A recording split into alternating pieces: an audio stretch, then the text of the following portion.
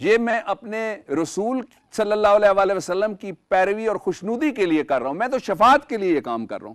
میں یہ کام مخلوق خدا کے لیے کر رہا ہوں. میں یہ کام اپنے امی جی کو راضی کرنے کے لیے کر رہا ہوں. میں یہ کام اپنی بیگم صاحبہ کی دل جوئی کے لیے کر رہا ہوں. میں یہ کام اپنے بچوں کی فلاح، وہ بچے آپ کے ذاتی بچے بھی ہو سکتے ہیں، محلے کے بھی ہو سکتے ہیں، اس وطن کے ہو سکتے ہیں، اور عالم اسلام اور عالم انسانیت کے بھی ہو سکتے ہیں. آپ نے جو نیکی کا سوچا، آپ ایک اچھا ہاسپٹل بنانا چاہتے ہیں، آپ ایک ڈسپینسری بنانا چاہتے ہیں، آپ لوگوں کے لیے وہ کام کرنا چاہتے ہیں جو اس محلے میں، آپ کی بستی میں جس کی ضرورت ہے. جس وقت آپ سوچیں گے پہلی نیکی سوچنے کی، آپ تیاری کریں گے دوسری نیکی تیاری کی، چل پڑیں گے تیسری نیکی تیاری کی. لیکن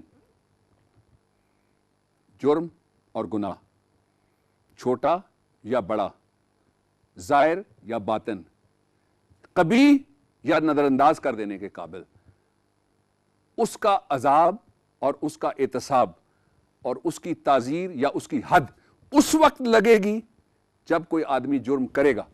کسی نے دل میں سوچا مجھے ایسا کرنا چاہیے، اللہ تعالیٰ کی آپ دیکھیے رحیمی کریمی کی بارشیں دیکھیے، اس کا کوئی گناہ نہیں ہے. اپنے آپ کو امینڈ کرے، آئندہ اچھی سوچیں سوچے، آئندہ اچھی باتیں دل میں رکھے، آئندہ اچھی طرف ذہن کو لگائے، آئندہ مثبت طرف اپنی سوچ کو منتقل کر دے. یہ اس میں فرق. لیکن ایک دفعہ ایسی تعزیرات پاکستان میں قانون کے طالب علموں اور عدالت سے تعلق رکھنے والے لوگوں کے لیے میں کہہ رہا ہوں کہ ایک دفعہ ایسی ہے کہ اگر باقی نیت مشترک پہ جب کام ہو گیا، 2-3 آدمی اکٹھے تھے، نیت مشترک پہ تو جرم سرزد ہوتا ہے اور اس کی سزا ہے، لیکن سوچنے پہ کوئی نہیں ہے سوائے ایک کے. اگر کوئی لوگ، یہ ایک تحذیر کے طور پہ بھی، ایک ڈیٹرنس کے طور پہ بھی میں آپ کو بتا رہا ہوں کہ وہ لوگ جو بیٹھ کے ڈکیتی کی منصوبہ بندی کریں یا سوچیں، وہ قابل دست اندازی پولیس جرم ہے اور اس کی سزا ہے باقاعدہ پاکستان پینل کوڈ میں. لیکن اللہ کے قانون میں جس طرح میں نے آپ کے سامنے پہلے عرض کر دیا وہ کیفیت ہے. یہ پبلک لیول کانڈکٹ کے اوپر جو آیت تھی اس کو آسان زبان میں نے کوشش کی کہ میں آپ کے سامنے اس کو رکھ دوں. اب اس کا ایک دوسرا پہلو ہے کہ پرائیویٹ یا پرسنل لیول کا کانڈکٹ وہ کیا ہے. میں گھر کے اندر ہوں، آپ اپنے اہل خانہ کے درمیان ہیں، پرائیویسی میں ہیں آپ. کانڈکٹ کیا ہونا چاہیے؟ النور ورس 58، سورہ النور ورس 58 میں یہ احکامات اور یہ قوانین آپ کے لیے اور میرے لیے موجود ہیں. او یو بلیو، اے یقین کرنے والوں، اور یقین سے بڑی کوئی دولت نہیں ہے. یقین نہیں ہوگا ایمان مستحکم نہیں ہوگا، متزلزل رہے گی بات. اے یقین کرنے والوں، let those whom your right hands possess and the children amongst you who have not come of age ask your permission before they come to your presence on 3 occasions.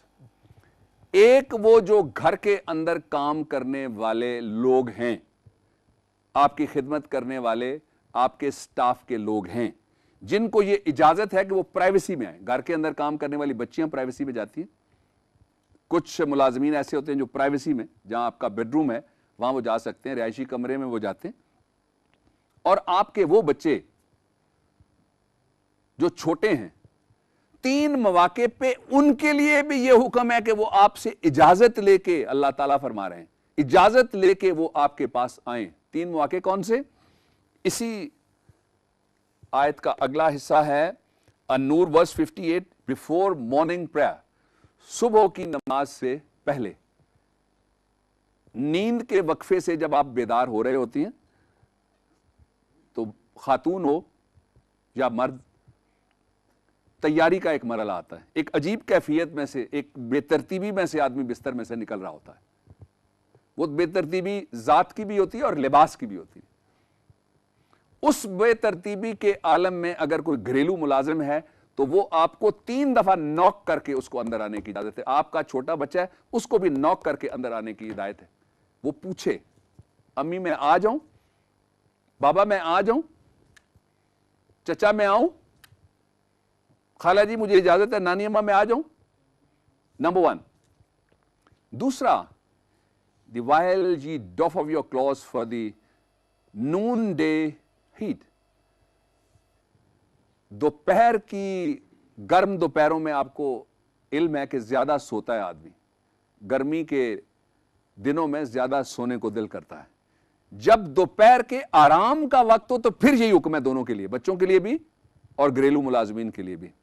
اور اس کے لیے کہا گیا یہ کہ یہ وہ وقت ہے جب لوگوں کو اپنی اپنی عادتیں, ہم دیکھتے ہیں کچھ علاقے ایسے ہیں جہاں تہمت باندھی جاتی ہے, اوپر کرتا ہوتا ہے, لوگ کرتا اتار کے دن کو سونا پسند کرتے ہیں. یہ آیا ہے the while ye doff off your clothes for noon day heat. کچھ ایسے ہیں جو بنیان میں سونا پسند کرتے ہیں, کچھ ایسے ہیں جو اور ایزی ویئرز لے لیتے ہیں, اور ایسے جو ملبوسات ہیں جو صرف سونے کے لیے ہی استعمال ہو سکتے ہیں اور پرائیویسی میں استعمال ہو سکتے ہیں. یہ دوسرا وقت وہ چنا گیا. اینڈ تیسرا, and after the late night prayer, جو عشاء کی یا اس کے بعد کی اگر کوئی عبادت کرنا چاہتا ہے, these are your 3 times of undress. یہ وہ 3 وقت ہوتے ہیں جن میں تمہارا لباس مکمل نہیں ہوتا. اس لیے اللہ رب العزت نے یہ ارشاد فرمایا کہ ان 3 وقتوں میں وہ جن کے سامنے تمہاری کوئی پرائیویسی نہیں ہے. گھر میں کام کرنے والی خواتین یا بچیاں ایسی ہوتی ہیں جن کے سامنے خواتین کسی بھی طریقے کے لباس میں اور اولیے میں جانے سے نہیں چاہتی, ان کو اندر آنے میں پرائیویسی میں اجازت دیتی ہیں. بچوں کی بھی یہی کیفیت ہوتی ہے. لیکن جو پرسنل پرائیویٹ لیول کی زندگی ہے اس کا کس طرح سے اللہ رب العزت احترام کروا رہے ہیں, اور کن سے کروا رہے ہیں, ان کو تو چھوڑ ہی دیجئے.